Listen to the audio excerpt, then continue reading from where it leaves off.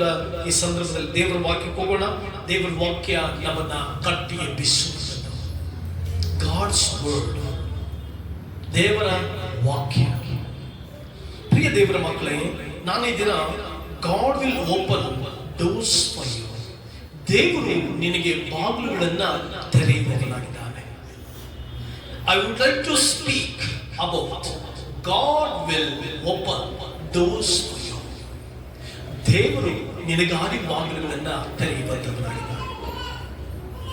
ಅನೇಕ ಸಾರಿ ಕ್ರಿಸ್ತಿಯ ಜೀವಿತದಲ್ಲಿ ನಾವು ದಾಟಿ ಹೋಗುವಾಗ, ನಾವು ಕ್ರಿಸ್ತನನ್ನ ಅನುಸರಿಸಿ ದಾಟಿ ಹೋಗುವಾಗ ನಮ್ಮ ಸುತ್ತಲೂ ಅನೇಕ ಬಾಗಿಲುಗಳು ಮುಚ್ಚಲ್ಪಟ್ಟಂತೆ ಕಾಣಿಸ್ತದೆ. ನಾವು ಅಂದ್ಕೊಳ್ತೇವೆ, ನಾನು ಪ್ರಾರ್ಥಿಸ್ತಾ ಇದ್ದೇನೆ, ಆದರೆ ನನಗೆ ಯಾವ ಬಾಗಿಲುಗಳು ತೆರೆಯಲ್ಪಡ್ತಾ ಇಲ್ಲ.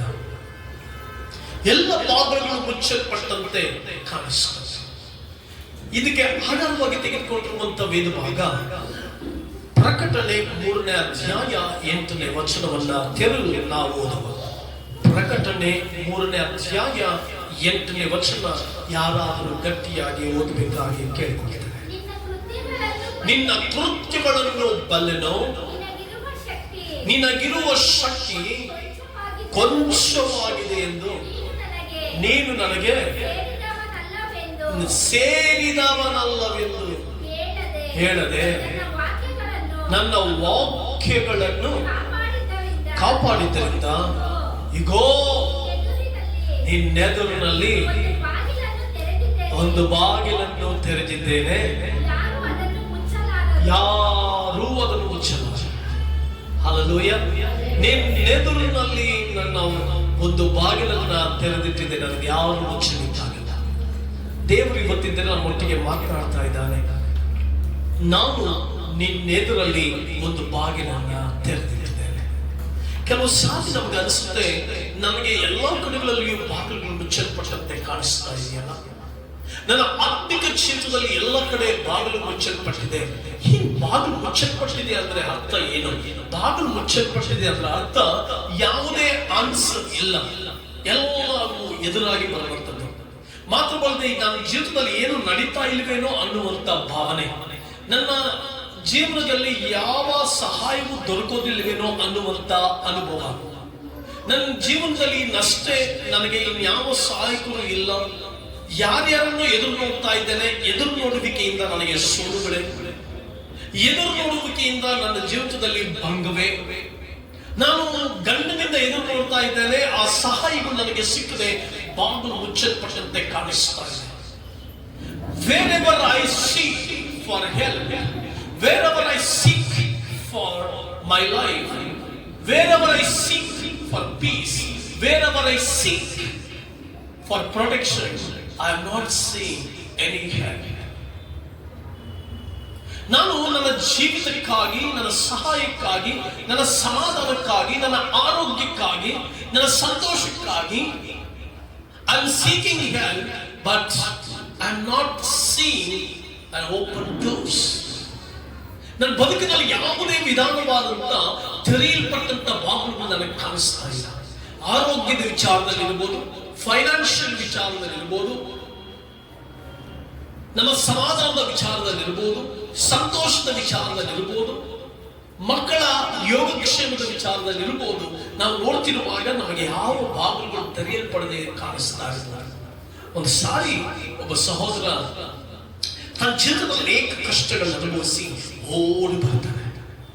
ಓಡಿ ಬಂದು ತನ್ನ ಗುರುವಿನ ಬಳಿ ಹೇಳ್ತಾನೆ, ಗುರುವೇ, ನಾನು ಬಲಗಡೆ ನೋಡಿದ್ರು ಕೂಡ ನನಗೆ ಯಾವ ಸಹಾಯ ಇಲ್ಲ, ನಾನು ಎಡಗಡೆ ನೋಡ್ತಾ ಇದ್ದೀನಿ, ನನಗೆ ಯಾವ ಸಹಾಯನೂ ಸಿಗ್ತಾ ಇಲ್ಲ, ನಾನು ಎದುರುಗಡೆ ನೋಡ್ತಾ ಇದ್ದೀನಿ, ಏನೋ ಬಾಗಿಲು ಮುಚ್ಚಲ್ಪಟ್ಟಿದೆ, ಹಿಂದೆಗಡೆ ನೋಡ್ತೀನಿ, ಅಲ್ಲಿನೂ ಯಾವ ಸಹಾಯ ನನಗೆ ಸಿಗ್ತಾ ಇಲ್ಲ, ನಾನು ಏನ್ ಮಾಡ್ಬೇಕು ಗೊತ್ತಿಲ್ಲ, ಎಲ್ಲಾ ಕಡೆ ಬಾಗಿಲು ಮುಚ್ಚಲ್ಪಟ್ಟಿದೆ ಗುರು ಸ್ವಾಮಿ, ನನಗೆ ಎಲ್ಲ ಕಡೆ ಬಾಗಿಲು ಮುಚ್ಚಲ್ಪಟ್ಟಿದೆ, ನಾನು ಏನ್ ಮಾಡ್ಬೇಕು? ಆಗ ಆ ಸ್ವಾಮಿ ಆ ವ್ಯಕ್ತಿಯ ಗುರು ಈ ರೀತಿ ಹೇಳಿದಂತೆ, ನೀನು ಮುಂದೆಗಡೆ ನೋಡಿದಾಗ ಬಾಗಿಲು ಮುಚ್ಚಲ್ಪಟ್ಟಿದೆ ಸರಿ, ನೀನು ಹಿಂದೆ ನೋಡಿದ್ರು ಬಾಗಿಲು ಮುಚ್ಚಲ್ಪಟ್ಟಿದೆ ಸರಿ, ಪಕ್ಕದಲ್ಲಿ ನೋಡಿದ್ರು ಕೂಡ ಯಾವ ಸಹಾಯ ಇದೆ ಸರಿ, ಎಡಗಡೆ ನೋಡಿದ್ರು ಕೂಡ ಯಾವ ಸಹಾಯ ಇಲ್ಲ, ಆದ್ರೆ ಒಂದ್ಸಾರಿ ಕಣ್ಣೆತ್ತಿ ಮೇಲೆ ನೋಡು ಅಂದ್ರೆ, ಕಣ್ಣೆತ್ತಿ ಮೇಲ್ಗಡೆ ನೋಡು, ಎಲ್ಲಾದ್ರೂ ಬಾಗಿಲು ಮುಚ್ಚಲ್ಪಟ್ಟಿದ್ಯಾ ಅಂತ ಮೇಲ್ ನೋಡಿದಾಗ ಓಪನ್ ಆಗಿತ್ತಂತೆ. ಆಗ ಆ ಗುರು ಹೇಳಿದ್ರಂತೆ, ಅಕ್ಕ ಪಕ್ಕ ಮುಂದೆ ಹಿಂದೆ ನೋಡೋ ಬದಲು ಕಣ್ಣೆತ್ತಿ ಮೇಲ್ ನೋಡು. ಮೇಲೆ ಯಾರಿಂದಲೂ ಬಾಗಿಲು ಮುಚ್ಚಲಿಕ್ಕೆ ಸಾಧ್ಯ ಇಲ್ಲ, ಮೇಲೆ ಯಾರಿಂದಲೂ ಬಾಗಿಲುಗಳನ್ನ ಮುಚ್ಚಲಿಕ್ಕೆ ಸಾಧ್ಯ ಇಲ್ಲ. ಯಾಕಂದ್ರೆ ಪರಾತ್ಪರನಲ್ಲಿ ವಾಸಿಸ್ತಾ ಇದ್ದಾನೆ, ಸರ್ವಶಕ್ತನಲ್ಲಿ ವಾಸಿಸ್ತಾ ಇದ್ದಾನೆ. ಕಣ್ಣೆತ್ತಿ ಆ ಕಡೆ ಈ ಕಡೆ ನೋಡುವ ಬದಲು ಕಣ್ಣೆತ್ತಿ ಮೇಲ್ ನೋಡು. ಮೇಲೆ ಯಾರ ಕೈಯಿಂದ ಬಾಗಿಲು ಮುಚ್ಚಲಿಕ್ಕೆ ಆಗಲ್ಲ. ಪರಲೋಕದ ದ್ವಾರವನ್ನ ಮುಚ್ಚಲಿಕ್ಕೆ ಯಾರಿಂದಲೂ ಸಾಧ್ಯವಿಲ್ಲ. ದೇವರು ತನ್ನ ಪರಲೋಕದ ದ್ವಾರವನ್ನು ತೆರೆದು ನಿನಗೆ ಸಹಾಯ ಮಾಡ್ತಾನೆ. ಆಗ ಅವನ ಕಣ್ಣುಗಳು ತೆಗೆಯಲ್ಪಟ್ಟು ಅಂದಿನಿಂದ ಅವನು ಮೊಣಕಾಲೂರಿ ಪರಲೋಕದ ಕಡೆ ಕಣ್ಣೆತ್ತಿ ದೇವರನ್ನು ದೃಷ್ಟಿಸಲಿಕ್ಕೆ ಆರಂಭಿಸಿದ. ಪ್ರಿಯ ಸಹೋದರ ಸಹೋದರಿ, ಲೋಕದ ಅಕ್ಕ ಪಕ್ಕ ಮುಂದೆ ಹಿಂದೆ ಯಾರನ್ನು ನೋಡ್ಬೇಡ, ಕಣ್ಣೆತ್ತಿ ನೀನು ಸೃಷ್ಟಿಕರ್ತ ನೋಡು. ಹಲ್ಲೆಲೂಯಾ. ಆತನೇ ಹೇಳ್ತಾ ಇದ್ದಾನೆ, ನಾನು ನಿನ್ನ ಕೃತ್ಯಗಳನ್ನ ಬಲ್ಲೆ. I know your deeds. ನಮ್ಮ ಕೃತ್ಯಗಳನ್ನ ಬಲ್ಲವಲ್ಲ. ನಿನ್ನ ಶಕ್ತಿ ಕೊಂಚದೆಂದು ಅರಿಯ. ನಾನು ಅರ್ತಿದ್ದೆ. I know you are weak person. ನಿನ್ನ ಕೃತ್ಯಗಳನ್ನ ಬಲ್ಲೆನಿಂದಾಗಿ ದೇವರು ಹೇಳ್ತಾ ಇದ್ದಾನೆ. ಸಹೋದರ ನಿನ್ನ ಕೃತ್ಯಗಳನ್ನ ಬಲ್ಲವನಾದ ದೇವರು, ನೀನು ಅದನ್ನ ವಾಕ್ಯವನ್ನ ಕಾಪಾಡಿದ್ರಿಂದ ನಿನಗೋಸ್ಕರ ನಾನು ಒಂದು ಬಾಗಿಲು ತೆರೆಯುತ್ತೇನೆ. I will open a door before you. ನಾನು ನಿನಗೊಂದು ಬಾಗಿಲು ತೆರೆಯುತ್ತೇನೆ. ಪ್ರಕಟಣೆಯಲ್ಲಿ ದೇವರು ಮಾತನಾಡಿದ, ಬಾಗಿಲುಗಳನ್ನು ತೆರೆಯುವವನು ಮುಚ್ಚುವವನು ಆತನೇ, ಆಶೀರ್ವದಿಸುವವನು ಆಶೀರ್ವಾದಗಳನ್ನು ತಡೆ ಹಿಡಿಯುವವನು ಆತನೇ, ನಮ್ಮನ್ನ ತಗ್ಗಿಸುವವನು ಹೆಚ್ಚಿಸುವವನು ಆತನೇ, ಉದ್ಧಾರ ಮಾಡುವವನು ಉದ್ಧಾರಕ್ಕಿಂತ ಮುಂಚೆ ನಮ್ಮನ್ನ ದೀನ ಸ್ಥಿತಿಗೆ ನಡೆಸುವವನು ಆತನೇ. ಪ್ರಿಯ ಸಹೋದರ, ನಿನ್ನೆದುರಿನಲ್ಲಿ ಒಂದು ಬಾಗಿಲು ತೆರೆದಿಟ್ಟಿದ್ದಾನೆ, ಅದನ್ನು ಯಾರು ಮುಚ್ಚಬಾರದು. ನಿನಗೆ ದೇವರು ಆ ಭರವಸೆಯನ್ನು ಕೊಡ್ತಾ ಇದ್ದಾನೆ, ಭರವಸೆಯ ವಾಗ್ದಾನವನ್ನು ಮಾಡ್ತಾ ಇದ್ದಾನೆ, ಭರವಸೆಯ ಶಕ್ತಿಯನ್ನು ಕೊಡ್ತಾ ಇದ್ದಾನೆ. That is I will open a door before you. No one can shut. ಯಾರು ಮುಚ್ಚಲಿಕ್ಕೆ ಸಾಧ್ಯ ಇಲ್ಲ. ಯಾಕಂದ್ರೆ ಸಹೋದರ ಸಹೋದರಿ, ನಿನ್ನ ಅಕ್ಕ ಪಕ್ಕ ಮುಂದೆ ಹಿಂದೆ ನೋಡೋದಕ್ಕಿಂತ ಕಣ್ಣೆತ್ತಿ ಪರಲೋಕದ ಕಡೆಗೆ ನೋಡು.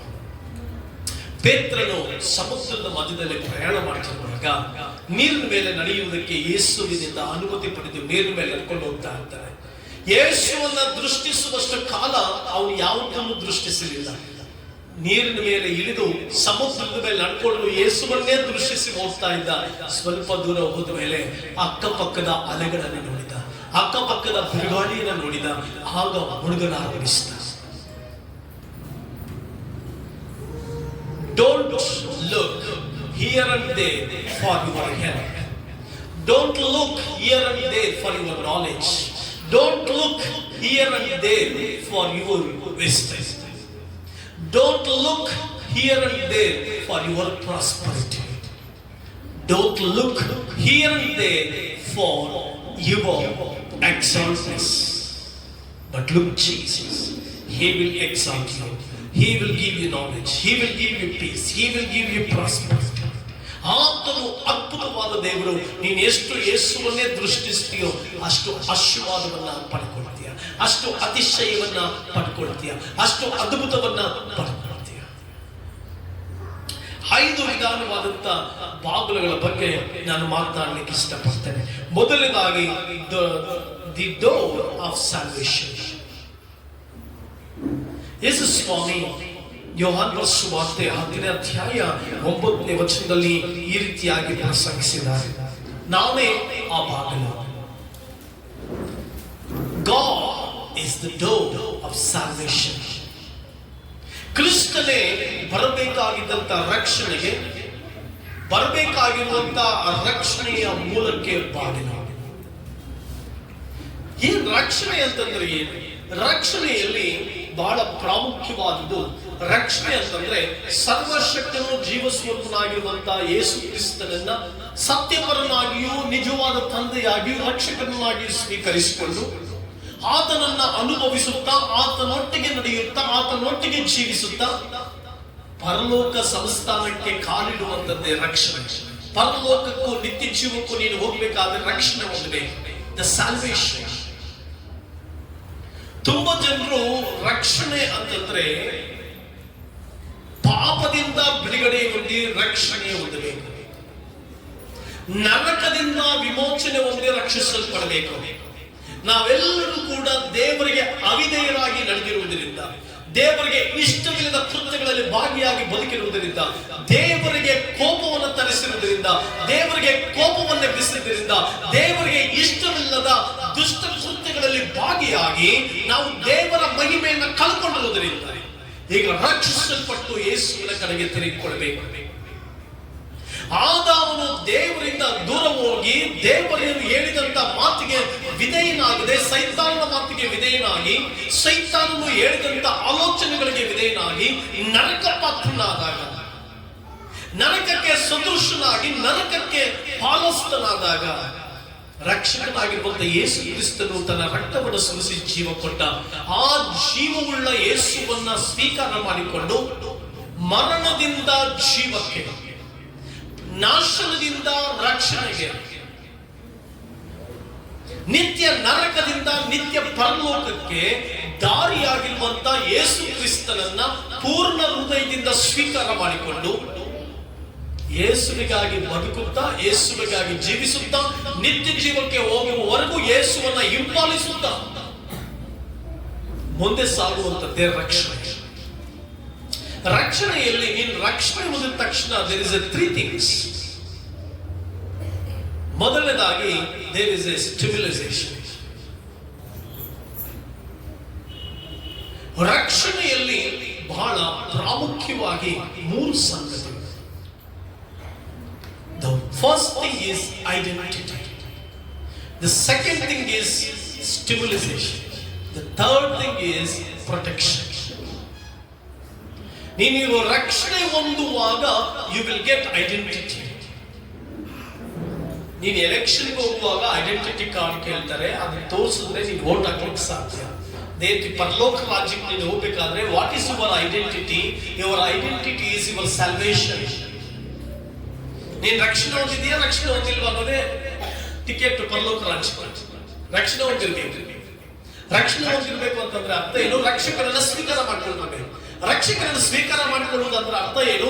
ಯೇಸು ಕ್ರಿಸ್ತನು ಸರ್ವಶಕ್ತನಾಗಿ ಸಾರ್ವಭೌಮನಾಗಿ ದೇವಾದಿ ದೇವನಾಗಿದ್ರು ಕೂಡ, ರಾಜಾದಿರಾಜನಾಗಿದ್ರು ಕೂಡ, ರಕ್ಷಕನಾಗಿದ್ರು ಕೂಡ, ಸಮಸ್ತ ಭೂಲೋಕದ ಸೃಷ್ಟಿಕರ್ತನಾಗಿದ್ರು ಕೂಡ ಪರಲೋಕವನ್ನು ತ್ಯಜಿಸಿ ಭೂಲೋಕಕ್ಕಾಗಿ ಬಂದ, ಭೂಲೋಕದಲ್ಲಿ ಒಂದು ಪ್ರಾಣವನ್ನು ಕೊಟ್ಟ, ನನಗಾಗಿ ಜೀವ ಕೊಟ್ಟ, ರಕ್ತ ಸುರಿಸಿದ, ಸಮಾಧಿ ಬೀಳಲ್ಪಟ್ಟ, 3ನೇ ದಿನ ಪರಲೋಕ ರಾಜ್ಯಕ್ಕೆ ಹೋಗಿ ತಿರುಗಿ ಬರ್ತಾ ಇದ್ದೇನೆ ಅನ್ನುವಂತ ಒಂದು ಸದೃಶ್ಯವನ್ನ, ಆ ಸತ್ಯವನ್ನ ನೀವು ಸ್ವೀಕಾರ ಮಾಡಿಕೊಂಡು ಆತನನ್ನ ರಕ್ಷಕನಾಗಿ ಸ್ವೀಕಾರ ಮಾಡಿಕೊಂಡು ಜೀವಿಸುವಂತದ್ದೇ ರಕ್ಷಣೆ. That is called salvation. There is identity. It is identity. What is your identity today? ರಕ್ಷಣೆಯ ಐಡೆಂಟಿಟಿ. ನೀನು ರಕ್ಷಿಸಲ್ಪಟ್ಟಿದೆಯಾ? ಸಾಯಿ ಕ್ರಿಸ್ತನ ಅಂಗೀಕರಿಸಿಕೊಂಡು ಯೇಸು ಸ್ವಾಮಿಯನ್ನ ಸ್ವಂತ ರಕ್ಷಕನಾಗಿ ಸ್ವೀಕಾರ ಮಾಡಿಕೊಂಡು ದೀಕ್ಷಾ ಸ್ನಾನ ತೆಗೆದುಕೊಂಡು ಆ ರಕ್ಷಕನಾದ ಯೇಸುವಿಗಾಗಿ ನಂಬಿಕೆಸ್ಥರಾಗಿ ಜೀವಿಸ್ತಾ ಇದೆಯಾ? That is the identity. ಅದಾದ್ಮೇಲೆ ರಕ್ಷಣಾನಂದವನ್ನ ದೇವರು ಕೊಡ್ತಾರೆ ಅಂತ ರಕ್ಷಣಾನಂದ ನಿನ್ನೊಳಗಡೆ ಇದೆಯಾ? ರಕ್ಷಣೆಯ ಅನುಭವ ನಿನ್ನೊಳಗಡೆ ಇದೆಯಾ? ರಕ್ಷಣೆಯ ಅನುಭವ, ರಕ್ಷಣೆಯ ಆನಂದ ನಿನ್ನೊಳಗಡೆ ಇಲ್ಲದೆ ಹೋದ್ರೆ ಇನ್ನೂ ರಕ್ಷಿಸಲ್ಪಡಲಿಲ್ಲ. ರಕ್ಷಣೆಯ ಆನಂದ ಇರಬೇಕು. ಅಂತ ಸಂದರ್ಭದಲ್ಲಿ ಕೂಡ ಯೇಸುವನ್ನ ಬಿಟ್ಟು ಬರೀ ಮಾತಿನಲ್ಲಾಗಲಿ ಕ್ರಿಯೆಗಳಲ್ಲಾಗಲಿ ನಾನು ಯೇಸುವನ್ನ ಬಿಟ್ಟು ಬಿಡ್ತೇನೆ ಅನ್ನುವಂತ ಸಣ್ಣ ಕಿಂಚತ್ತಾದ್ರೂ ಆಲೋಚನೆ ಬರಬಾರ್ದು. ಆಗ್ಲೇ ನೀನು ರಕ್ಷಣೆ ಹೊಂದಿರೋದು. ಕೆಲವು ನೋಡಿ, ಸ್ವಲ್ಪ ಏನಾದ್ರು ಸಮಸ್ಯೆಗಳು ಬಂದಾಗ, ಸಂಕಟ ಬಂದಾಗ ನಾನೇ ಪ್ರಾರ್ಥನೆ ಮಾಡಬೇಕು, ಪ್ರಾರ್ಥನೆ ಮಾಡೋಣ. ನಾನೇ ಚರ್ಚಿಗೆ ಬರಬೇಕು, ಚರ್ಚಿಗೆ ಬರಬೇಕು. ನಾನೇ ಯಾಕೆ ಯೇಸುವನ್ನು ಆರಾಧಿಸಬೇಕು, ಆರಾಧಿಸಲ್ಲ. ತುಂಬಾ ಜನರ ತಪ್ಪಾದ ಮೂಢನಂಬಿಕೆಯಲ್ಲಿ ಬದುಕ್ತಾ ಇದ್ದೇನೆ. ಅವರು ಇನ್ನೂ ರಕ್ಷಿಸಲ್ಪಡಲಿಲ್ಲ, ಪೂರ್ಣ ರಕ್ಷಣೆ ಹೊಂದಲಿಲ್ಲ. ಸೈತಾನನು ಅವರಿಗೆ ಮಂಕು ಬಳಿದಿದ್ದಾನೆ. ಯಾರು ಪೂರ್ಣ ರಕ್ಷಣವಂತರೋ ಅವರು ಬಾಯಿ ಮಾತಿನಿಂದ ಆಗ್ಲಿ ಸುಮ್ಮನೆ ಆಗ್ಲಿ ಯೇಸುವನ್ನ ಅಲ್ಲಗೆಳೆಯುವಂತ ಮಾತನ್ನ ಮಾತಾಡಲ್ಲ.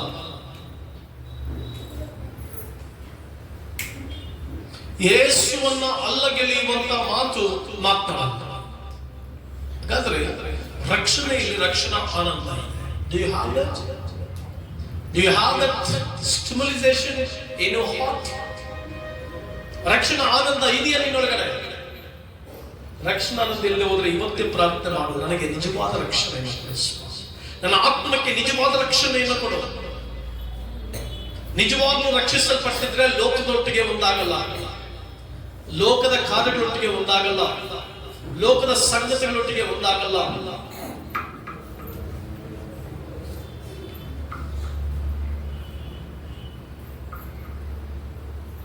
ಯಾರೋ ಒಬ್ರು ನನಗೆ ಹೇಳ್ತೀನಿ, ಫೇಸ್ಬುಕ್ ನಲ್ಲಿ ಜಿಂಕೆ ಮರೀನಾ ನೀನು ಜಿಂಕೆ ಮರೀನಾ ಅಂತ ಕಂಡಿದ್ದ. ನಾನು ಅವ್ರಿಗೆ ಹೇಳಿದೆ, ನೀನು ರಕ್ಷಣೆ ಹೊಂದಿಲ್ಲ. ಫೇಸ್ಬುಕ್ ನಲ್ಲಿ ತಮ್ದೇನೋ ಒಬ್ಬ ಯಾರೋ ಫೋಟೋ ಹಾಕೊಂಡು ಅದಕ್ಕೆ ಇನ್ನೊಂದು ಹಾಡು ಹಾಕಿರ್ತಾರೆ. No, you are not saved. ನೀನು ನಿಜವಾಗ್ಲೂ ರಕ್ಷಣೆ ಹೊಂದಿಲ್ಲ. God will open doors for you. The door is salvation. ನಿಜವಾಗ್ಲೂ ರಕ್ಷಣೆ ಹೊಂದಿರುವಂತವನು ತನ್ನ ಬದುಕಿನಲ್ಲಿ ಒಂದು ಸ್ಥಿರ ಪ್ರಜ್ಞೆಯಿಂದ ಬದುಕ್ತಾನೆ. ಅವನೊಳಗೆ ಒಂದು ಸ್ಥಿರ ಪ್ರಜ್ಞೆ ಇರುತ್ತೆ. ಸ್ಥಿರ ಪ್ರಜ್ಞೆ ಅಂದ್ರೆ ಏನು? I belongs to God. I am the living temple of the living God. ನಾವು ಜೀವಂತವುಳ್ಳ ದೇವಸ್ಥಾನ, ಆ ಜೀವವುಳ್ಳ ದೇವರಿಗೆ. ಎಷ್ಟು ಜನರು ನಿಮ್ಮಲ್ಲಿ ಆ ರೀತಿ ನಡೀತಾ ಇದ್ದೇವೆ? ಪಾಸ್ಟರ್ಗಳಾಗಲಿ, ವಿಶ್ವಾಸಿಗಳಾಗಲಿ, ದೇವ ಜನರುಗಳಾಗಲಿ, ಯಾರ ಜೀವಿತದಲ್ಲಿ ನಿಜವಾದ ರಕ್ಷಣೆ ಇರೋದಿಲ್ವೋ ಅವರು ಮತ್ತೊಂದರಲ್ಲಿ ಆನಂದಿಸ್ತಾರೆ. ರಕ್ಷಣೆ ಹೊಂದಿರೋರು ನಿದ್ದೆಯಲ್ಲಿ ಆನಂದಿಸ್ತಾರೆ.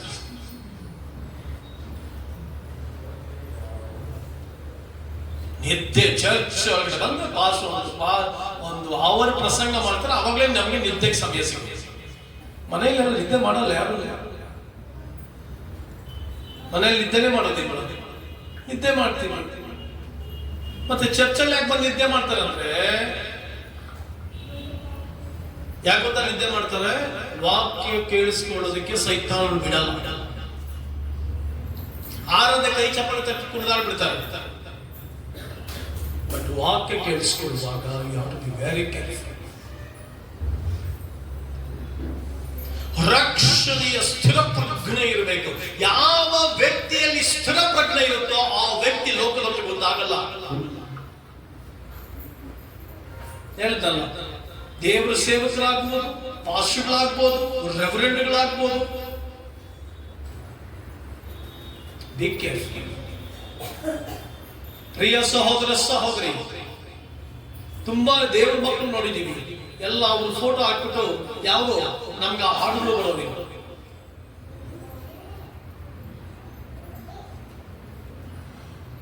ನಿನ್ನಲ್ಲಿ ಸ್ಥಿರ ಪ್ರಜ್ಞೆ ಇರುತ್ತೆ. ಯಾರು ಯೇಸುವಿನಲ್ಲಿ ಬೇರಿರುತ್ತೀರೋ ಅವರಿಗೆ ಸ್ಥಿರ ಪ್ರಜ್ಞೆ ಇರುತ್ತೆ. ಯಾವ ಸ್ಥಿರ ಪ್ರಜ್ಞೆ? ನಾನು ಕ್ರಿಸ್ತನಿಗೆ ಸಂಬಂಧಪಟ್ಟವರು, ದೇವಾಲಯ ನಾನು. ರೋಮಾಪುರದವರಿಗೆ ಬರೆದ ಪತ್ರಿಕೆಯಲ್ಲಿ ಬರ್ತದೆ, ನೀವೇ ನಿಜವಾದ ದೇವರ ಆಲಯ. You are the living temple of living god.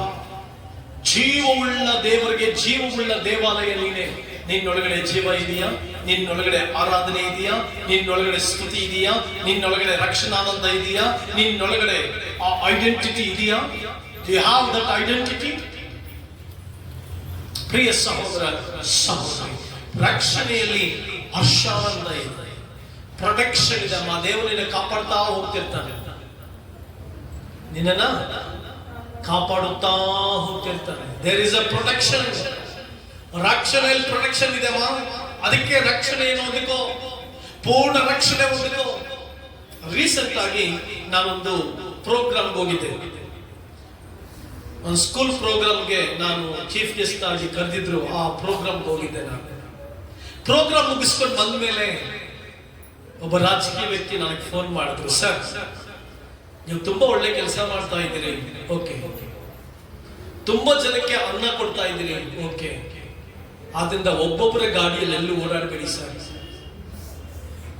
ತುಂಬಾ ಒಬ್ಬೊಬ್ಬರೇ ಎಲ್ಲೂ ಓಡಾಡಬೇಡಿ ಸರ್. ಆಮೇಲೆ ಅವರೊಂದು ಮಾತು ಹೇಳಿದ್ರು, ನಾವು ಸರ್ ನನಗೆ ಒಬ್ರು ಮೆಸೇಜ್ ಕಳಿಸಿದ್ದಾರೆ, ಯಾಕಂದ್ರೆ ಅವ್ರು ನಾನು ಫೋಟೋನ ಸ್ಟೇಟಸ್ ಹಾಕೊಂಡಿದ್ರಂತೆ, ಅದಕ್ಕೆ ಅವರು ಯಾರೋ ಒಬ್ರು ಮೆಸೇಜ್ ಹಾಕಿದ್ರಂತೆ, ನಾವು ಕೆಟ್ಟದ್ದನ್ನು ಮಾಡೋದ್ರಲ್ಲಿ ಪ್ರಬುದ್ಧರಾಗಿದ್ದೇವೆ ಅಂತ. ಅದಕ್ಕೆ ಅವ್ರು ಹೇಳಿದ್ರು, ಎಲ್ಲೂ ಒಬ್ಬೊಬ್ಬರೇ ಬೈಕಲ್ಲಿ ಓಡಾಡಬೇಡಿ ಸರ್, ನೀವು 100 ಜನಕ್ಕೆ ಆಶೀರ್ವಾದವಾಗಿದ್ದೀರಿ, 100 ಜನಕ್ಕೆ ಅನ್ನ ಕೊಡ್ತಾ ಇದ್ದೀರಿ, 100 ಜನ ನಿಮ್ಮಿಂದ ಬದುಕ್ತಾ ಇದ್ದಾರೆ, 100 ಜನಕ್ಕೆ ನೀವೊಂದು ಆಶ್ರಯ ಆಗಿದ್ದೀರಿ, ಆದ್ದರಿಂದ ದಯವಿಟ್ಟು ಕಾರ್ನಲ್ಲೇ ಓಡಾಡಿ ಸರ್. ನಾನು ಹೇಳಿದೆ, ಅಯ್ಯ, ನಾನು ರಕ್ಷಿಸಲ್ಪಟ್ಟಿದ್ದೇನೆ, ನನ್ನ ಪ್ರೊಟೆಕ್ಷನ್ ನನ್ನ ಕರ್ತನ ಆಗಿರುವಂತ ಯೇಸು ಕ್ರಿಸ್ತನೇ. ಹಲ್ಲೆಲೂಯಾ. ನನ್ನ ರಕ್ಷಣೆ ಕ್ರಿಸ್ತನೇ. The Lord is my protection.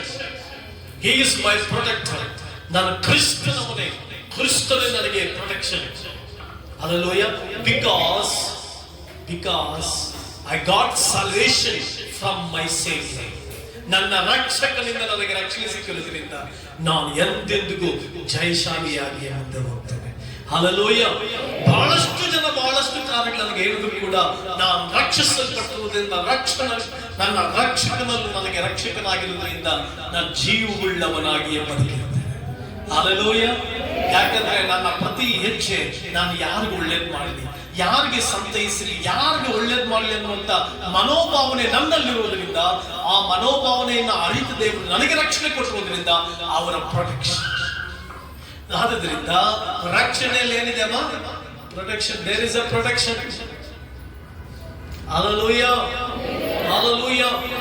ಆದ್ರಿಂದ ಪ್ರಿಯ ದೇವರ ಮಕ್ಕಳು ತುಂಬಾ ಚಂದ, ಬಹಳಷ್ಟು ಕಡೆಗಳಿಂದ ನನಗೆ ಫೋನ್ ಕಾಲ್ಸ್ ಬರುತ್ತೆ, ಪಾಸ್ಟರ್ ನೀವು ಮಾಡ್ತಾ ಇರುವಂಥದ್ದು ಬಹಳ ಅತ್ಯುತ್ತಮವಾದಂತಹ ಕೆಲಸ, ಅನೇಕ ಪಾಸ್ಟರ್ಗಳನ್ನ ಬಲಪಡಿಸ್ತೀರಿ, ಬಟ್ ಬಿ ಕೇರ್ಫುಲ್, ನಿಮ್ಮ ಆರೋಗ್ಯ ನೋಡ್ಕೊಳ್ಳಿ, ನಿಮ್ಮ ಹುಷಾರಾಗಿ ಓಡಾಡಿ.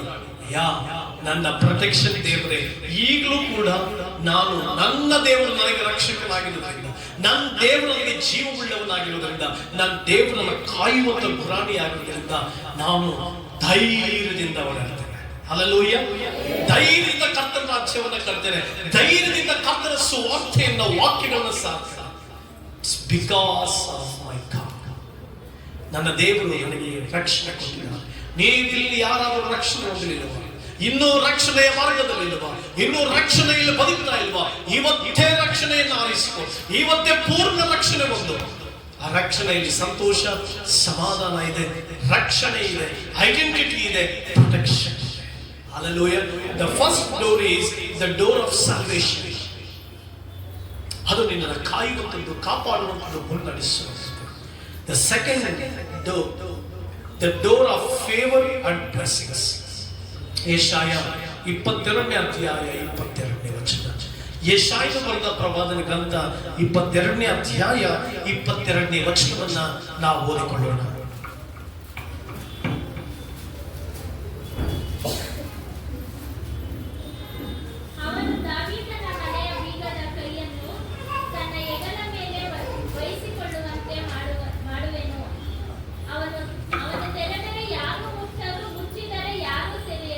Amen.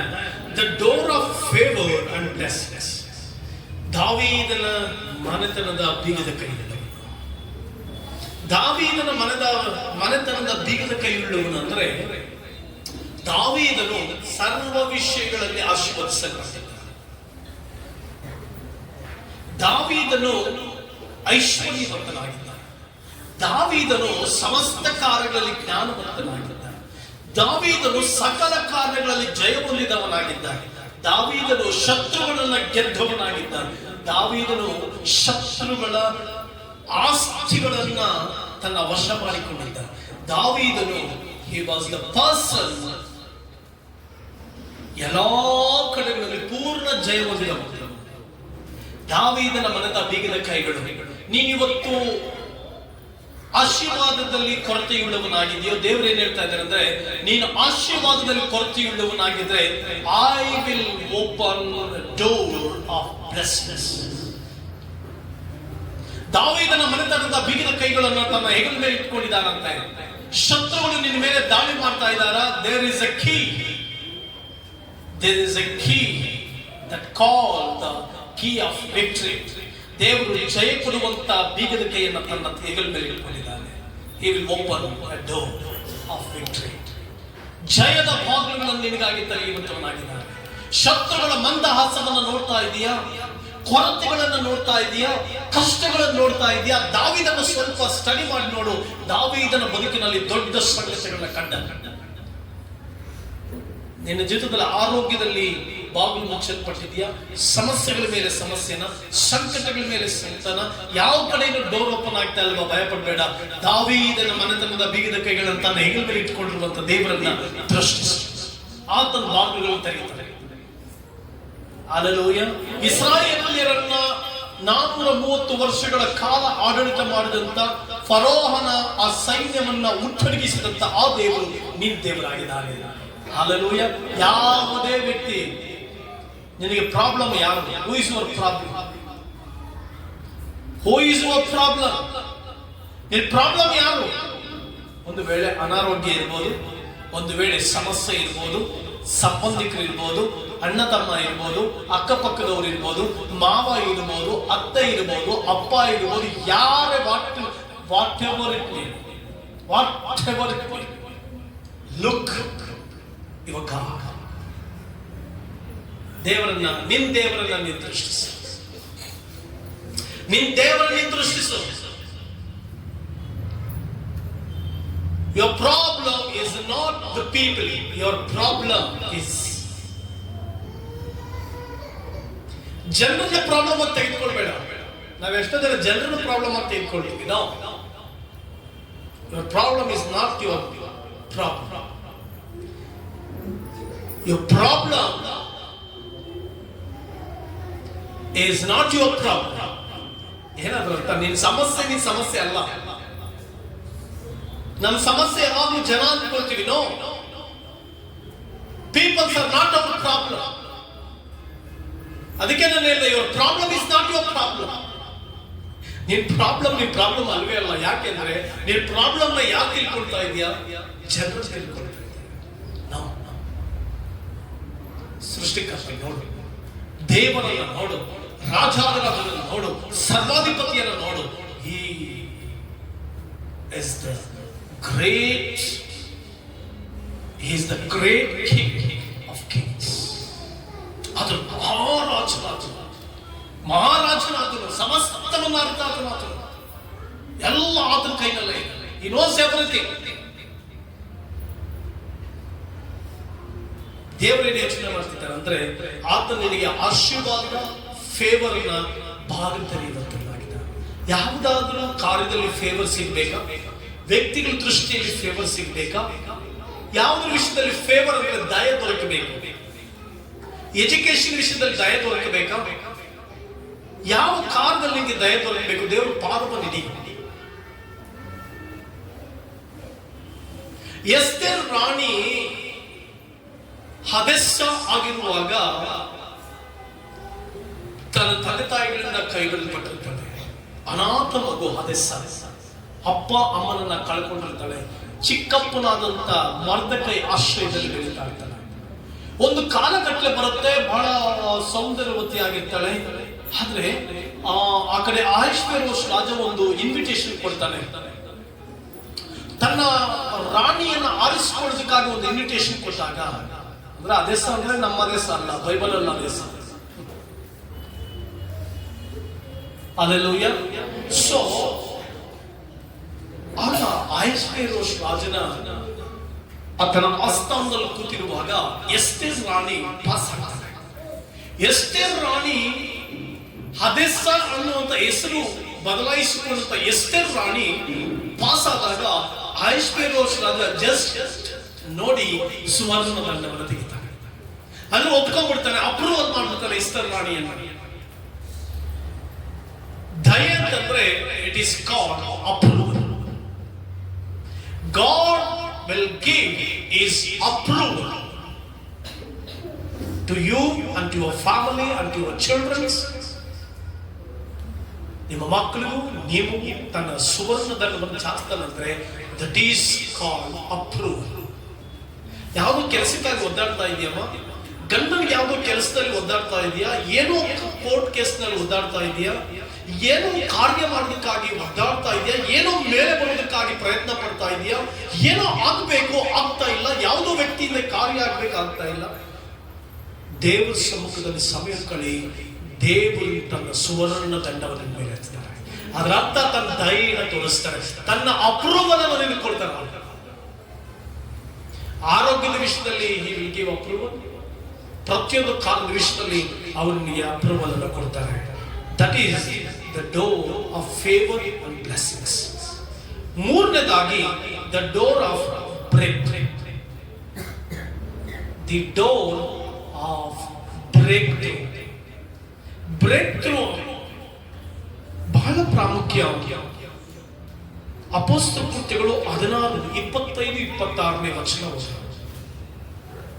ಪವನ್ ಹೇಳುವ ಸ್ವಲ್ಪ ಯಾಕೋ ಕಮ್ಮಿ ಇದೆ.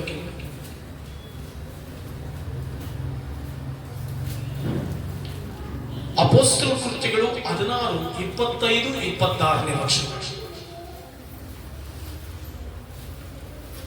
ನಮ್ಮ ಕರ್ತನಾದ ಯೇಸು ಕ್ರಿಸ್ತನ ಹೆಸರಿನ ನಿಮಿತ್ತ ಜೀವದ ಹಂಗನ್ನು ತೊರೆದವರಾದ ನಮ್ಮ ಪ್ರಿಯ ಬಾರ್ಬನ ಪೌಲನ ಜೊತೆಯಲ್ಲಿ ನಿಮ್ಮ ಬಳಿಗೆ ಕಳಿಸಿಕೊಡುವುದು ಯುಕ್ತವೆಂದು ನಾವೆಲ್ಲರೂ ಏಕ ಮನಸ್ಸಾಗಿ ತೀರ್ಮಾನಿಸಿದೆವು. ಅಪೊಸ್ತಲ ಕೃತ್ಯಗಳು 16:25-26. ಮಧ್ಯರಾತ್ರಿಯಲ್ಲಿ ಪೌಲನು ಸೀಲನು ಪ್ರಾರ್ಥನೆ ಮಾಡುವವರಾಗಿ ದೇವರಿಗೆ ಸ್ತುತಿ ಪದಗಳನ್ನು ಹಾಡುತ್ತಿದ್ದರು. ಸೆರೆಯಲ್ಲಿದ್ದವರು ಲಕ್ಷ್ಯವಿಟ್ಟು ಕೇಳ್ತಾ ಇದ್ರಂತೆ. ಹಲ್ಲೆಲೂಯಾ. ಸೆರೆಮನೆಗಳಿದ್ದಾರೆ. ಪೌಲಸೀಲರು ಆರಾಧನೆ ಮಾಡ್ತಿದ್ದಾರೆ. ಸೆರೆಮನೆಯಲ್ಲಿದ್ದಾಗ ಪ್ರಾರ್ಥನೆ ಮಾಡಿದ್ರು. ಕೊನೆಗೆ ಎಲ್ಲಿಗೆ ಟರ್ನ್ ಆದ್ರು? ಸ್ತುತಿ ಪದಗಳಿಗೆ ಟರ್ನ್ ಆದ್ರು. ಎಲ್ಲಿದ್ದಾರೆ ಇದ್ರು? ಸೆರೆಮನೆಯಲ್ಲಿದ್ದಾರೆ. ಸೆರೆಮನೆಯಲ್ಲಿ ಏನ್ ಮಾಡ್ತಾ ಇದ್ದಾರೆ? ಸ್ತುತಿ ಪದಗಳನ್ನ ಹಾಡ್ತಾ ಇದ್ದಾರೆ. ಸೆರೆಮನೆಗಳಂದ್ರೆ ಸುಮ್ಮನೆನಾ? ಇಕ್ಕಟ್ಟು ಜಾಸ್ತಿ. ಸೆರೆಮನೆ ಅಂದ್ರೆ ಜೈಲಲ್ಲಿ ಹಾಕ್ಬಿಟ್ಟಿದ್ದಾರೆ ಪೌಲಸೀಲರನ್ನ. ಈ ಸಂದರ್ಭದಲ್ಲಿ ಪೌಲಸೀಲ ಗುಣಗಾಡ್ಬೇಕಾ, ಪ್ರಾರ್ಥನೆ ಮಾಡಬೇಕಾ? ಇವರು ಆನಂದ ಭರಿತರಾಗಿ ಸ್ತುತಿ ಮಾಡ್ತಾ ಇದ್ದಾರೆ. ನಮ್ಮ ಜೀವಿತದಲ್ಲಿ ಕೂಡ ಸೆರೆಮನೆ ಎಂಬ ಇಕ್ಕಟ್ಟಿನ ಪರಿಸ್ಥಿತಿಗೆ ಬಂದಾಗ ದೇವರು ತೆಗೆದುಕೊಂಡು ಬರ್ತಾರೆ. ಪ್ರತಿಯೊಬ್ಬರ ಜೀವಿತದಲ್ಲಿ ತೆಗೆದುಕೊಂಡು ಬರ್ತಾರೆ. ಇದರಲ್ಲಿ ತುಂಬಾ ಜನರು ಗುಣಗಾಟದಲ್ಲಿ ಬಿದ್ದು ಹೋಗ್ತೀವಿ, ಗುಣಗಾಡ್ತಾ ಇರ್ತೀವಿ. ಆದ್ರೆ ಪೌಲಸೀಲರು ದೇವರನ್ನು ಸ್ತುತಿಸಿದ್ರು. ಪೌಲಸೀಲರು ದೇವರನ್ನು ಸ್ತುತಿಸುತ್ತಾ ಬಿಡುಗಡೆ ಹೊಂದಿದ್ರು. ಇವತ್ತು ಗುಣಗಾಡಿಕೊಂಡು ಅದೇ ಸೆರೆಮನೆಯಲ್ಲಿ ಬಿದ್ದಿರ್ತೇವೆ. There is a breakthrough. ದೇವರು ತನ್ನ ಬ್ರೇಕ್ ಥ್ರೂನ ಮೂಲಕವಾಗಿ ಬಾಗಿಲು ತೆರೆಯುವಂತವನಾಗಿದ್ದಾನೆ. ಸೆರೆಮನೆ ಅಂತಂದ್ರೆ ಚಿಕ್ಕ ಕೋಣೆ, ಇಕ್ಕಟ್ಟು ಜಾಸ್ತಿ. ಇಕ್ಕಟ್ಟಿನ ಪರಿಸ್ಥಿತಿಯಲ್ಲಿ ಏನ್ ಮಾಡ್ಬೇಕು ಗೊತ್ತಿಲ್ಲ. ಯಾವ ಕಡೆ ತಿರುಗಿದ್ರು ಸಂಕೋಲೆ, ಯಾವ ಕಡೆ ತಿರುಗಿದ್ರು ಕೂಡ ಆಗ್ತಾ ಇಲ್ಲ, ತಿರುಗೋದಕ್ಕೆ ಆಗ್ತಾ ಇಲ್ಲ. ಕಷ್ಟದ ಪರಿಸ್ಥಿತಿ, ಸಂದಿಗ್ಧ ಪರಿಸ್ಥಿತಿ. ನಾನು ಶುಕ್ರವಾರ ಬೆಳಿಗ್ಗೆ ಮಧ್ಯರಾತ್ರಿ ಇದ್ದಾಗ ನನ್ನ ಹೃದಯದಲ್ಲಿ ಒಂದು ವೇದನೆ. ನಿನ್ನ ಜೀವನದಲ್ಲಿ ಎಲ್ಲ ಬಾಗಿಲುಗಳು ಮುಚ್ಚಲ್ಪಟ್ಟಿದೆ, ನೀನು ಒಬ್ಬಂಟಿಗನಾಗಿ ಇವತ್ತು ಉಳಿದಿದೆಯಾ? ನಿನ್ನ ಜೀವನದ ಇಕ್ಕಟ್ಟಿನ ಪರಿಸ್ಥಿತಿಗಳಲ್ಲಿ ಎಲ್ಲಾ ಕಡೆ ಬಾಗಿಲುಗಳು ಮುಚ್ಚಲ್ಪಟ್ಟಂತೆ ಕಾಣಿಸ್ತಾ ಇದೆ. Today what is your words? ನಿನ್ನ ಮಾತುಗಳು ಏನು? ನಾನು ತಕ್ಷಣ ದೇವರಿಗೆ ಹೇಳಿದೆ, ಸ್ವಾಮಿ, ಬಾಗಿಲುಗಳನ್ನು ತೆರೆಯುವವನು ನೀನು, ಎಲ್ಲಾ ಬಾಗಿಲುಗಳನ್ನು ತೆರೆಸುವವನು ನೀನೆ, ಮುಚ್ಚುವವನು ತೆರೆಯುವವನು ನೀನೆ. ಯಾರು ತೆರೆಯದಂತೆ ಮುಚ್ಚುವವನು, ಯಾರು ಮುಚ್ಚದಂತೆ ತೆರೆಯುವವನು ನೀನೆ. ಅಂತ ದೇವರನ್ನು ನಾನು ಆರಾಧಿಸ್ತಾ ಇದ್ದೇನೆ. ಪ್ರಿಯ ಸಹೋದರಿ, the door of breakthrough. ದೇವರು ನಿಮ್ಮ ಜೀವಿತದಲ್ಲಿ ಬ್ರೇಕ್ ಥ್ರೂ ಅನ್ನು ತೆಗೆದುಕೊಂಡು ಬರ್ತಾರೆ. ಅವತ್ತ ಸೆರೆಮನೆ ಒಳಗಡೆ ಪೌಲಸೀಲರಿಗೆ ಒಂದು ಬ್ರೇಕ್ ಥ್ರೂ ಅನ್ನು ತೆಗೆದುಕೊಂಡು ಬಂದರು, ಒಂದು ಬಿಡುಗಡೆಯನ್ನು ತೆಗೆದುಕೊಂಡು ಬಂದರು, ವಿಮೋಚನೆ ತೆಗೆದುಕೊಂಡು ಬಂದರು. ನಿನ್ನ ಜೀವಿತದಲ್ಲಿ ಕೂಡ ಒಂದು ಬ್ರೇಕ್ ಥ್ರೂ, ಒಂದು ದೊಡ್ಡ ಬಿಡುಗಡೆಯನ್ನ ದೇವರು ತೆಗೆದುಕೊಂಡು ಬರ್ತಾರೆ. The fourth door, the door of wisdom and directions. ಎಷ್ಟೋ ಸಾರಿ ನಾವು ಜ್ಞಾನಕ್ಕಾಗಿ ಒದ್ದಾಡ್ತೀವಲ್ಲ, ಈಗ SLC ಆಯ್ತು, ಮುಂದೆ ಏನ್ ಮಾಡ್ಬೇಕು ಗೊತ್ತಿಲ್ಲ. ಮಕ್ಕಳು SLC ಓದ್ತಿರುವಾಗ ಅವ್ರಿಗೆ ಜ್ಞಾನ ಬಂದಿರಬೇಕಾಗಿತ್ತು, ಅವ್ರಿಗೇನು ಓದ್ಬೇಕು ಅಂತ. ಬಟ್ ವಿಸ್ಡಮ್ ಇಲ್ಲ, ಡೈರೆಕ್ಷನ್ಸ್ ಇಲ್ಲ. PUC ಓದ್ತಿರ್ತಾರೆ, ಏನ್ next step? No, confusion. PUC ಆದ್ಮೇಲೆ ನೋಡೋಣ. ನೋ, ಅದಕ್ಕೆ ಮಕ್ಕಳಿಗೆ ನೀವು ತಂದೆ ತಾಯಿಗಳಂತ ನೀವಾದ್ರೂ ಪ್ರಾರ್ಥನೆ ಮಾಡಿ ಮಕ್ಕಳಿಗೆ ವಿಸ್ಡಮ್ ಮತ್ತೆ ಡೈರೆಕ್ಷನ್ ಕೊಡಬೇಕು, ದೇವರಿಂದ ಆಲೋಚನೆ ಪಡ್ಕೊಂಡು. ಇಲ್ಲ, ಮಕ್ಕಳಾದ್ರೂ ದೇವರಿಂದ ಪಡೆದು ದೇವರ ಡೈರೆಕ್ಷನ್ ಪಡ್ಕೊಳ್ಳಿ. ಸೊ ದೇವರು ಹೇಳ್ತಾ ಇದ್ದಾರೆ, ನೀನು ಯಾವುದ್ರ ವಿಷಯದಲ್ಲಿ ಯೋಚಿಸ್ತಾ ಇದೆಯೋ ಅದರ ವಿಷಯದಲ್ಲಿ ನಾನು ಬಾಗಿಲು ತೆರೀತೇನೆ, ಜ್ಞಾನದ ಬಾಗಿಲು ತೆರೀತೇನೆ. ಯಾವ ಮಾರ್ಗದಲ್ಲಿ ಹೋಗ್ಬೇಕನ್ನುವಂತ ಡೈರೆಕ್ಷನ್ಸ್ ನಾನು ಕೊಡ್ತೇನೆ. I will give right direction to you and your childrens. Pray. ದೇವರ ಪ್ರಾರ್ಥನೆ ಮಾಡಿದಾಗ ಒಂದ್ಸಾರಿ ಒಬ್ರು ಹಂಗೆ ಮಾಡ್ತಾರಂತೆ. ಒಬ್ಬ ಅಪ್ಪ ಕೂತ್ಕೊಂಡು ಪ್ರಾರ್ಥನೆ ಮಾಡದಂತೆ, ಅಪ್ಪ ಏಸಪ್ಪ, ನನ್ನ ಮಗಳಿಗೆ ಈಗ ನಾನು ಮದುವೆ ಮಾಡ್ಬೇಕು, ನನ್ನ ಮಗಳಿಗೆ ಮದುವೆ ಆಗೋನು ಫಾರಿನ್ ಅಲ್ಲಿ ಇರ್ಬೇಕು, ನನ್ನ ಮಗಳನ್ನ ಮದುವೆ ಆಗೋನು ಐಶ್ವರ್ಯವಂತನಾಗಿರ್ಬೇಕು, ತುಂಬಾ ದುಡ್ಡು ಇರ್ಬೇಕು ಅವನ ಹತ್ರ. ಹಿಂಗೆಲ್ಲ ಪ್ರಾರ್ಥನೆ ಮಾಡಿ ಕೊನೆಗೆ ಪ್ರಾರ್ಥನೆ ಮಾಡಿದಂತೆ, ಸ್ವಾಮಿ ಆದರೂ ನೀನು ಹೇಳ್ದಾಗಿಯೇ ಕೇಳ್ತೀನಿ. ಇನ್ನೊಂದಿನ ಪ್ರಾರ್ಥನೆ ಮಾಡಿದಂತೆ, ದೇವರೇ ಹಿಂಗೆಲ್ಲ ಇರ್ಬೇಕು, ಹಿಂಗೆಲ್ಲ ಇರ್ಬೇಕು, ಹಿಂಗೆಲ್ಲ ಇರ್ಬೇಕು, ಆದ್ರೂ ನೀನು ಹೇಳ್ದಂಗೆ ಕೇಳ್ತೀನಿ. ಆಗ ಆ ವ್ಯಕ್ತಿಗೆ ದೇವರು ಮಾತನಾಡ್ತಾರಂತೆ, ನಿನ್ನ ಮಗಳನ್ನ ಒಬ್ಬ ಪಾಸ್ಟ್ರಿಗೆ ಕೊಟ್ಟು ಮದುವೆ ಮಾಡುವಂತ. ನಿನ್ನ ಮಗಳನ್ನ ಪಾಸ್ಟ್ ಕೊಟ್ಟು ಮದುವೆ. ಪಾಸ್ಟ್ರ, ಅಯ್ಯೋ ಪಾಸ್ಟ್ ಹತ್ರ ದುಡ್ಡಿರೋಲ್ಲ, ಪಾಸ್ಟ್ ಹತ್ರ ಏನಿರಲ್ಲ ಸ್ವಾಮಿ, ಪಾಸ್ಟ್ ಬೇಡವೇ ಬೇಡ ಅಂತ.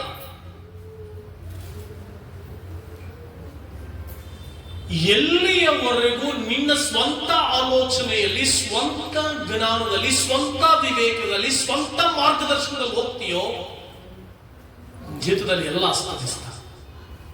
ದೇವರು ಹೇಳ್ತಾ ಇದ್ದಾರೆ, ನಾವು ನಿನಗೆ ಸರಿಯಾದ ಜ್ಞಾನದ ಬಾಗಿಲು ತೆರೀತೇನೆ. ಯಾಕೊಬ್ಬ 1:5 ಬಂದಿದೆ, ಯಾವನಿಗಾದ್ರೂ ಜ್ಞಾನ ಕಡಿಮೆ ಆಗಿದ್ರೆ ಅವನು ದೇವರನ್ನ ಕೇಳಿಕೊಳ್ಳಲಿ, ದೇವರು ಹಂಗಿಸದೆ ಉದಾರ ಮನಸ್ಸಿನಿಂದ ಕೊಡುವವನಾಗಿದ್ದಾನೆ. ಗಾಡ್ಸ್ ವಿಸ್ಡಮ್, ದೇವರ ಮಹಾಜ್ಞಾನವನ್ನು ಪಡ್ಕೋ. ಮತ್ತೆ ದೇವರ ಡೈರೆಕ್ಷನ್ಸ್. ತುಂಬಾ ಜನರು ದೇವರ ಡೈರೆಕ್ಷನ್ ಅಲ್ಲಿ ಹೋಗಲ್ಲ. ಯಾಕಂದ್ರೆ ದೇವರ direction it's different. There is a lot of difference between our own directions and God directions. Lot of difference. ನಾವು ಏನೋ ಕೋಪದಲ್ಲಿ ಮಾಡ್ಬೇಕು ಅಂದಾಗ ದೇವರು ಹೇಳ್ತಾರೆ, ತಗ್ಗಿಸಿಕೊಂಡು.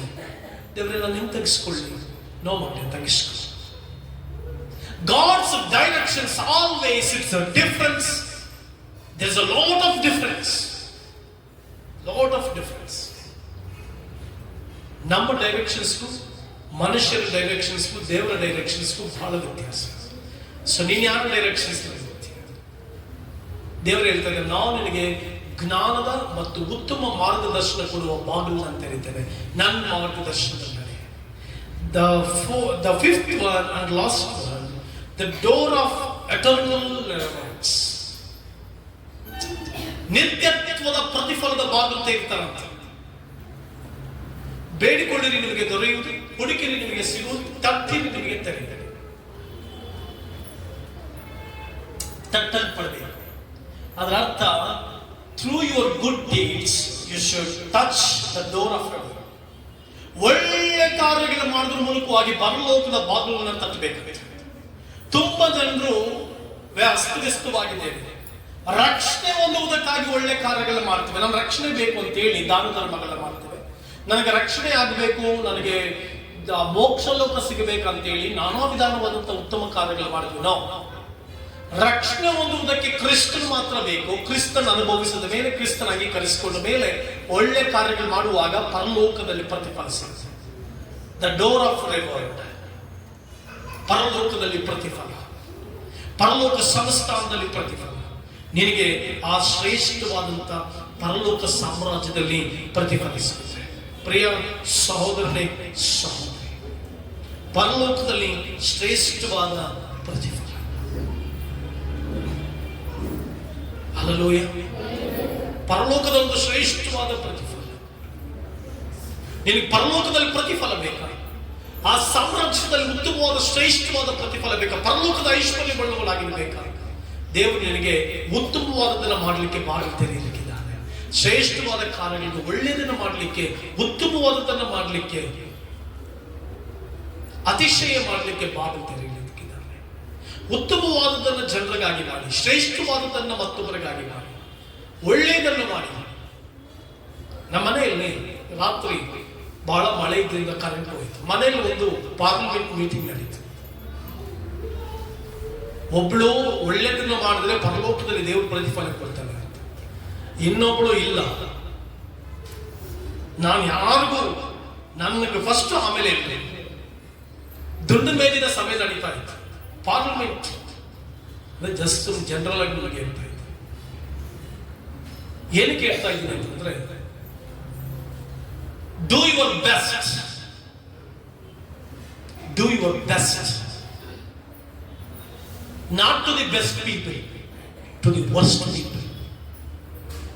ಒಬ್ಳು ಹೇಳಿದ್ರು, ನಮ್ಗೆ ದೇವರು ಎಲ್ಲ ಕೊಟ್ಟಿದ್ದಾನೆ, ಇಲ್ಲದೆ ಇರುವಂತವ್ರು ಕೊಟ್ಟಾಗ ಪರಲೋಕದಿಂದ ದೇವರ ಪ್ರತಿಫಲ ಕೊಡ್ತಾನೆ.